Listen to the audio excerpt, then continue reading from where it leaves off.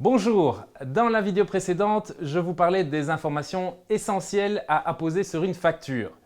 Dans cette vidéo, je tâcherai de répondre à la question que tout entrepreneur comme moi se pose un jour.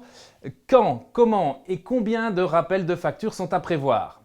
Ces questions, je les ai posées à International Recover Company et voici leurs réponses. Le jour de l'échéance de la facture, un rappel peut être envoyé.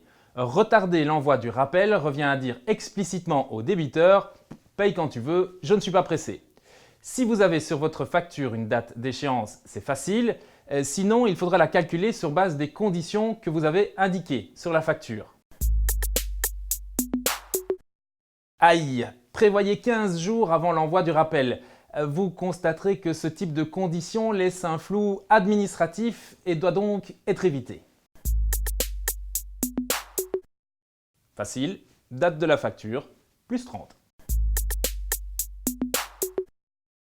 Par email, c'est inutile, cela ira directement dans les spams, même de façon volontaire par le débiteur soucieux de ne pas payer.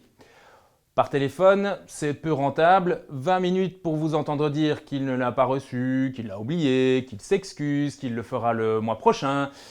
Pire, il peut se fâcher, ou bien vous, au vu de sa réaction, et voilà un client perdu. Par recommandé, c'est de l'argent perdu car le débiteur n'ira pas chercher son recommandé et il vous reviendra non délivré, ou au mieux, il ira le chercher et cela revient au même que par courrier standard. Par SMS, c'est pas mal mais fastidieux et risque de se convertir en appel téléphonique. Donc vous le ferez par courrier avec un timbre standard.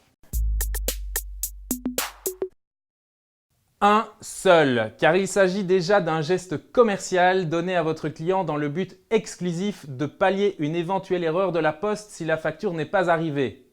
En faire davantage et numéroter les rappels, c'est à nouveau dire au débiteur « prends ton temps, il te reste encore 2 rappels pour payer ». Vous avez des rappels échus ou souhaitez simplement soumettre la réalisation du canevas de vos rappels à des experts? Contactez International Recover Company.